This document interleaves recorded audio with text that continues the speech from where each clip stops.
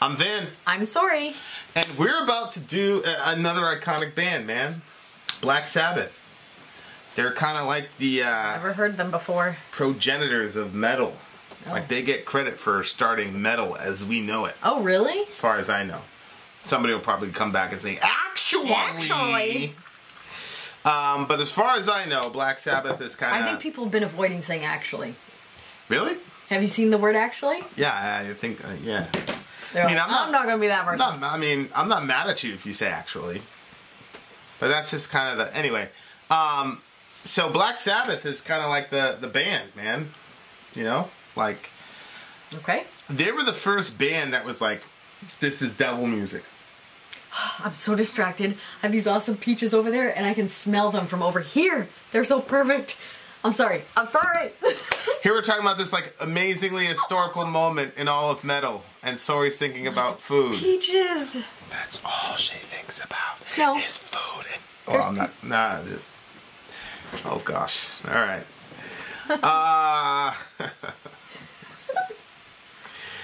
Okay, back to our regular scheduled program. So Black Sabbath.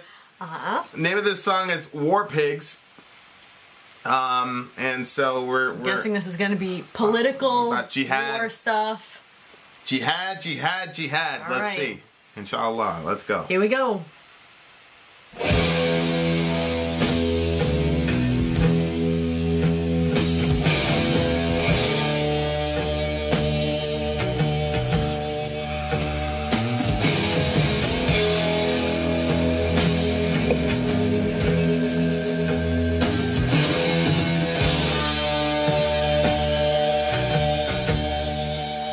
I like it.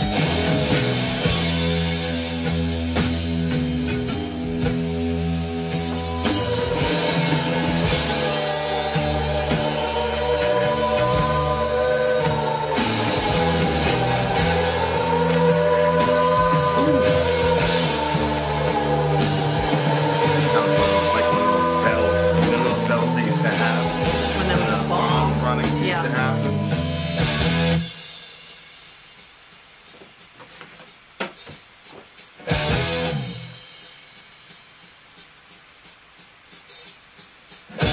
Generals gathered in their masses.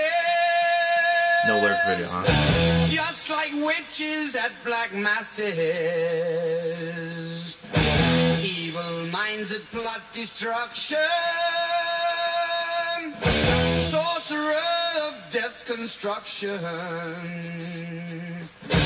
In the fields of bodies burning. As the war machine keeps turning. Death and hatred to mankind, poisoning their brainwashed minds. Oh, Lord, yeah.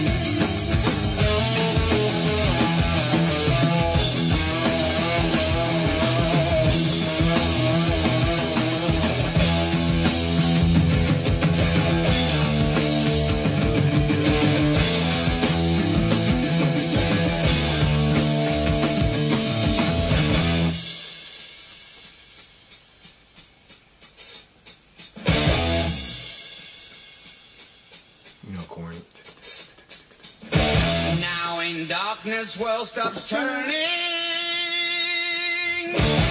Ashes where the body's burning. No more war pigs have the power. And as God has struck the hour, day of judgment God is calling.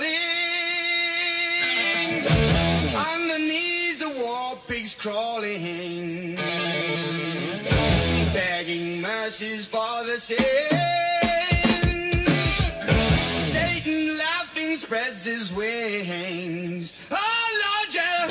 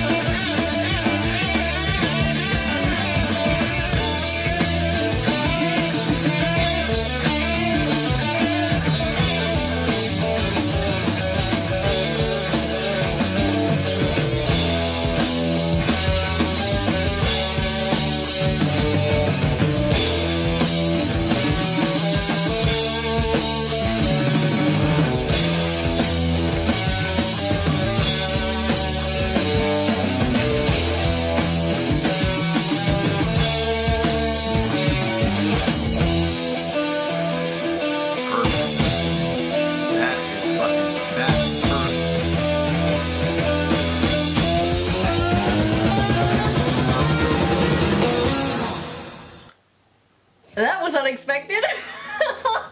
Wow, dude. Well, that was an interesting one. I have so much respect for this band. You've never heard them before? Never heard. Crazy Train. Oh, that's one song of theirs. When we do have? Crazy Train, I'm sure recognize it? the opening. Oh. I'm sure Crazy Train, at least the opening riff, Yeah? you'll get it. But I don't know what it is, but like I feel so much respect for this band right now. Because like I see where the metal that I listen to, like there's some parts I'm like, oh shit, like Metallica. Sometimes I'm like, oh, Korn. Like I could see like this was the ground working for so many of the bands. Oh, this came before them?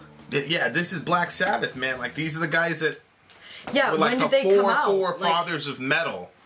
Oh, really? Yeah, that's what I said Oh at wait, the yeah, beginning of the thing. I know, but you give me so much information, and I haven't even heard the song yet, so I don't know what I think about it. When you say something is like the front runner, I feel like that if they started it, that they're gonna sound really dated, and I don't think that they sounded really dated. Your Grace, this song Yeah? came out in 1970. Whoa! Yeah. Whoa! Whoa! I can't believe it. I looked up the thing because it's What? name of the record. I don't even know the name of the record. This has 1970? Paranoid by Black Sabbath, 1970, my dude. Look, right there, Oh 1970. my gosh! Yeah. September 18th, wild. 1970. Wow, they are good. That means they probably wrote that shit in 69. I mean, look at That's that. crazy. Yeah. That's crazy. The first half of the song, like, it was like, okay, man. But, like, the second half of the song, I was like, whoa. And then everything came together. Yeah. I still like the first half. I thought it had an interesting sound to it. I liked it. Yeah, we've been kind of iconoclastic in our dealings with these gods of metal. You know, Halford, Hetfield, we've just been like, phew, phew, phew, phew. And people are like, what the fuck? Yeah. But this shit, like, I feel like, because apparently you didn't know that these guys, but with this, I feel like these are the fathers of, like, the music that I was listening to that got me through high school. They were, but, like, I could, like that,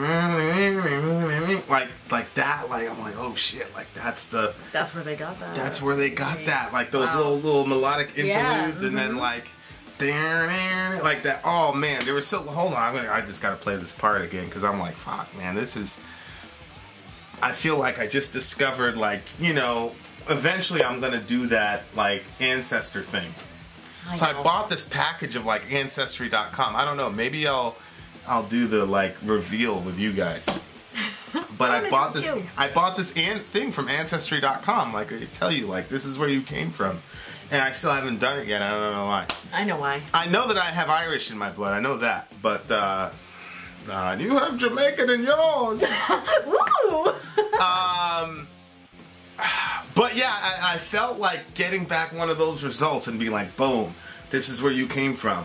Because, like, this is where all these bands came from, dude. Like, right here, you know? Like, whoa, man.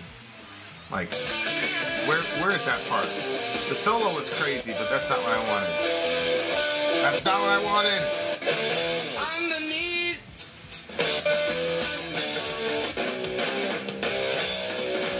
Where is it? Right here. I love this part.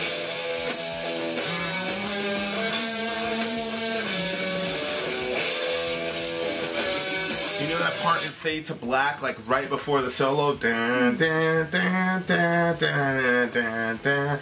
I'm not saying like it's not the exact, but it's like the same idea. Yeah. Like, you don't hear that stuff in music anymore, but I love it. I liked it. It was calming to me, that ending. Yeah, I love the way that they ended it. Like, this is like except for the very, very ending where they was like, I was like, well, what that's where everybody's like, they listen to the devil. Let's prove it's the devil.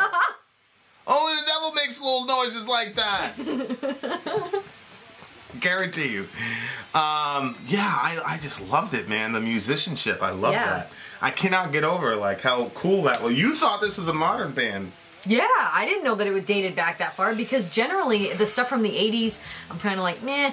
I like the newer sounding stuff, but this one I didn't realize was before the 80s. Yeah. That's crazy to me. Yeah. That like makes them like legends, you know what I mean? Like, it's like timeless music, right? Like, this is like, that's it. Yeah. It's timeless. Like, it's you know. And this is a time, from my understanding, like, nobody was doing this. Like, music like this. Like, this was like... They were on their own. An anomaly, an outlier. Like, what did that make them popular, or did that make them struggle? Well, no. I mean, I don't know the history of Sabbath, but, I mean, they were... I remember growing up hearing about these guys. You know, this is a band I heard about a lot. You know, these guys... Ozzy, you know, he's legendary. But, yeah, it was definitely unique. Definitely unique. And the musicianship was crazy. I really, really liked the musicianship. The lyrics, it seems like it's kind of like a typical theme, like that I've noticed, like when we're talking about war and things like that. That there's the people that go out to war, and there's the politicians that are behind it that are kind of like instigating it, but they're not willing to go out to war. And it made me think about when David in the book of Psalms, it says when the kings went out to war. So if the king initiated it and said, hey, this is what we should do, then the king was right out there fighting the war with them. But obviously that's not how it is now. People make decisions and other people fight for them. And it kind of makes it so that way sometimes unnecessary battles get fought because you're putting somebody else's life on the line. But like in the scripture, that's how it was way back then. Anyway, so when David stayed behind, he was the king at the time. He didn't go out to war, and that's how he ended up getting into this terrible sin when he ended up killing somebody's husband, and like he got into all kinds of craziness. But it reminded me of that when we listened to this, because I was like, oh yeah, here's the politicians. They hide themselves away. They only started the war. Why should they go out to fight? They'll leave that all to the poor. Yeah. Well, biblically, it's funny. Biblically, and I think there's a lot of wisdom behind this, the king's main job was to fight. When the Israelites wanted a king, the reason that they even created the monarchy in the first place in the Old Testament was because they wanted somebody to fight their wars for them. Mm-hmm. Because before, it was basically like, trust Yahweh, he'll take care of you. And they're like, no, screw that. Like, we want somebody that we can say, yo, listen, go take out these Hittites or Jebusites or Canaanites or Hivites or whatever, right? And so the king was the one that was always at the front line of the jihad. That is actually a brilliant strategy for deterring warfare. Right. I completely Because agree. how many of these conflicts would we really be in if the heads of state of all these nations had to be at the front? Right. Not Delta, not SEAL Team 6, not the Green Berets. All of a sudden that oil Trump, wouldn't be so important. Obama, Bush, you go fight. Now it's like, now we're at the place where if the and you know, Washington, he was out there, he was doing his thing, he got dirty, he got busy. When did you gotta that give it to stop? him. Yeah, good question. You know, good question. The Western world has evolved as such that, you know, yeah. But I think that's a real deterrent for warfare. Absolutely. That's what I'm saying. You're not going to go out there fighting stupid wars. Yeah. That you don't actually believe in. It's true. When your life is on the line. You want to come home to your family. Yeah, if you have to do but jihad. These poor little bastards that you're sending out there, the poor guys that you're going to send out to fight, they can fight. Yeah. Let them not come home to their families. Yeah. Leave them over there when you said you're going to bring them home. You know what I'm saying? Yeah, I was listening to this thing one time with one of my favorite sheikhs, Anwar al-Awlaki, radiallahu anhu. May Allah forgive him. But he basically said that, you know, all these sheikhs that are inspiring the youth to go do jihad from the comfort of their couches. Yeah. But they're ginning up these poor kids to go out there and do jihad for whatever your interpretation of the Quran is. He's like, you guys, he basically said, you guys are a bunch of chumps. You know, Anwar al-Awlaki, like, I don't want to glorify the man because, you know, he hated America and he inspired people to do terrible shit, and he, you know, but he was, it's just the same concept across the board where you have leadership and then impressionable youth that are generally poor. It's the same thing in the Islamic world. There are very few times that, like, super rich kids will decide all of a sudden to get the revelation that they need to do jihad. Right. It's always poor kids, generally speaking, between 18 and 25-ish, that say, you know what, we're going to go out there and get busy. Yep. But it's never, you never see like a Saudi prince deciding that he read the Quran and the Hadith and he was like, you know what, I'm going to do jihad. Now that's why Bin Laden had so much influence, because Bin Laden's dad was a billionaire. They were a giant rich oil family. He left that all behind to do jihad. Right? So like, this is a thing like across the board. Like, can you imagine like the esprit de corps of the troops if like Obama, he's an able-bodied man, like suited up and you know, is like, you know, like when you're at work and like the boss or the higher up, they like come up with these stupid things for you to do that make zero sense in the actual real world. You're like, who the fuck was sitting at their desk and thought this was a good idea? Yeah. Because they're not actually there. They're not, but like you're the type of boss that asks the people that are on the groundwork, what's the best way to do this? Which is brilliant, you know? But like, there's so many things that I think that I'm sure that we do in warfare that if the people making those decisions were actually down there on the ground, they wouldn't make these calls. Well, there was this guy from, his name is Pete Blaber, and he was telling the story. He was a Delta commander, basically.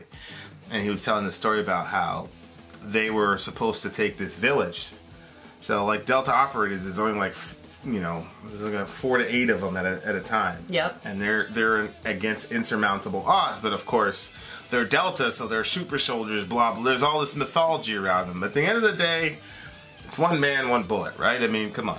So anyway. So the guys in Washington are watching this from the drone, right? Mm-hmm. He is on base in Kandahar, and then his guys are actually on the ground. So there's degrees of separation. So anyway, these guys were messaging him and saying, "Look, the intel was bad. There are 20 people there, which is, you know, 5 of us against 20 guys. We're good with those odds. There's fucking 200 people there." Oh my gosh. So then Blaber's like, well, fuck, there's 20 people there. Well, Washington is saying, oh, it's okay, they're Delta, because send them in. and Blaber's like talking to his guy on the field, and he's like, yo, what's the play? And the guy's like, we're going to go in there. You tell us to go in there, but we're going to get killed. None of us are going to make it. And Washington's like, oh, we don't care. Send them in. Send them in. So, like, there's this whole conflict. So he's like, what? I can't hear you. Oh, sorry. Yeah. And he told them all to come home. And everybody, like, thanked him and all the rest of it. Like, you know, it's like what you're talking about. That's what I'm saying. It's so like, ridiculous. You know, here you are in Washington. Listen, remember when Trump said that reckless thing about getting caught? Like, the soldier, like, he said something about, like, he was a terrible soldier or something like that because he got caught, or he said, no, he's talking about John McCain. He's talking about John McCain. What did he say? He said something reckless. John McCain was a POW. Yeah. And they're like, you know, you show some respect. The guy's a POW. And Trump basically said, well, he got caught. That means he's a loser. Okay, that's what he said. It was totally reckless. I'm like, okay, this is the commander-in-chief out there. This is the commander-in-chief. In the front. Well, he had a bone spur. If I'm serious. That's how he dodged the draft. He had a bone spur. You can't judge him. Then he wouldn't have been the leader. He wouldn't have got caught. He wouldn't have been the leader. No, I'm not. Yeah, we're saying if we're doing it back in biblical times, if you were the biblical he would not time, have been chosen. Then he would have got DQ'd because he couldn't fight. If you can't fight, you couldn't do jihad. You couldn't go.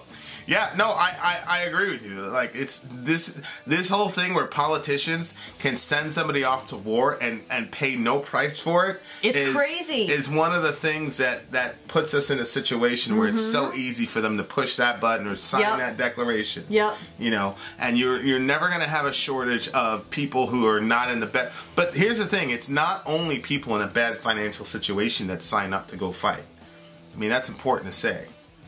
You know, what's his name? John Kerry just murdered his presidential aspirations by that one line. I don't know if you remember it, but he basically said he was at a college and he was telling the kids, he said, "Hey, stay in school, because if you don't, you're gonna end up in the army or something."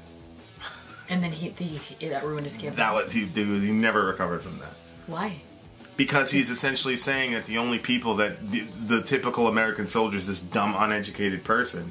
And he's like, stay in school. You don't want to end up like those bastards. Oh, no. I didn't think of it that way. I thought he was just saying... That's his perspective. You know what I mean? Like, these leftists, that's their perspective on the American warfighter. That's how they think of him.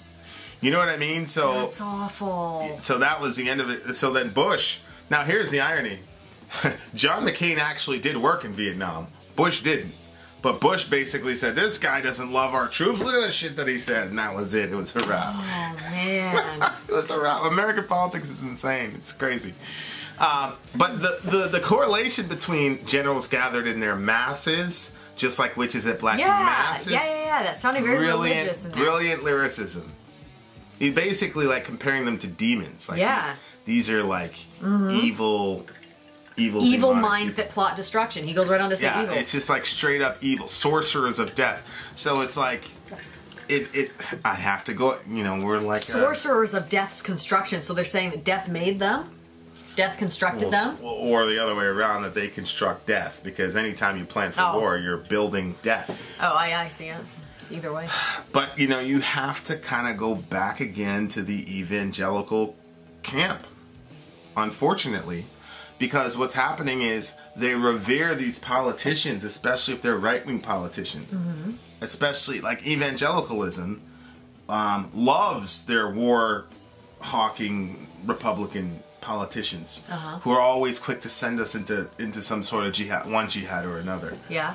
And they will say that, you know, So on the one hand, you think about what was happening like during the Iraq War, right? When we sent these people in here on bad intelligence. Yeah. Like, this is indisputable. It was bad intel. I'm not saying anything about the American warfighter. I love, respect the American warfighter. I'm talking about the politicians who sent us into that place to go kill those people. What I'm saying is, they sent those people in on bad intelligence. So here's what the evangelicals do. On the one hand, they're watching Fox News and they're seeing, yep, good, let's go kill those Arabs, those Iraqis, good. And then, boom, you turn on Harry Potter. Remember that whole thing? Don't let your kid watch Harry Potter? Yeah. That was all happening at the same time. So on the one hand, they're praising Bush for sending us into jihad, but on the other hand, they're demonizing Harry Potter. But look what he does. He's basically saying that these are the modern day wizards. Wow. These are the guys that are doing the witchcraft. These are the guys that are, you don't need to worry about fucking Harry Potter with his, flying broomstick playing, I don't know, whatever game that they were playing up in the air when they were, yes, I confess, we watch Harry Potter with the kids. But like, you didn't even want to watch Lord of the Rings. No. No, I had heard so much that you should not watch it, blah, blah, blah. Meanwhile, the Iraq War is going on. She was in full support of it. I wasn't in full support of it.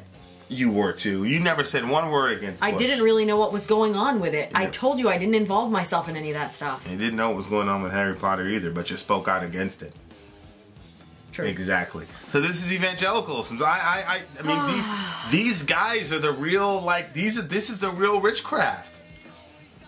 I mean, this is a sorcery, right? You can make shit appear when it's not there, like weapons of mass destruction. Oh yeah, they're there. They weren't there. That's witchcraft. You see what I'm saying? Like our perspectives on these things are so crazy, and then you get an artist that makes that correlation between these generals and these politicians, and it's crazy. People end up dying all over the place. But lyrically, this didn't really go anywhere. Pawns in a game of chess. What is interesting though is that these guys are begging for mercy. At the end, God's gonna judge you. And then Satan's just like, ha ha ha! And he spreads his wings and flies away, right? So the devil gets away with it, yep. but the politicians don't. Oh. You know what I mean? Yeah, when he spreads his wings, I didn't get that he flew away. I thought that he went and took them and dragged them to hell or something. Well, either way, he doesn't seem to be a victim here, whereas the war pigs are they're asking for forgiveness, and the devil's just having a great time. Yep. Which is not Christian theology. At the judgment day, the devil's going to be the most scared of everybody, right? He's going in first. Yeah. But, this is probably from the perspective that the devil kind of is the ruler of hell or something like that. But yeah, good song. What do you give it? 8.5. It's a 9 for me.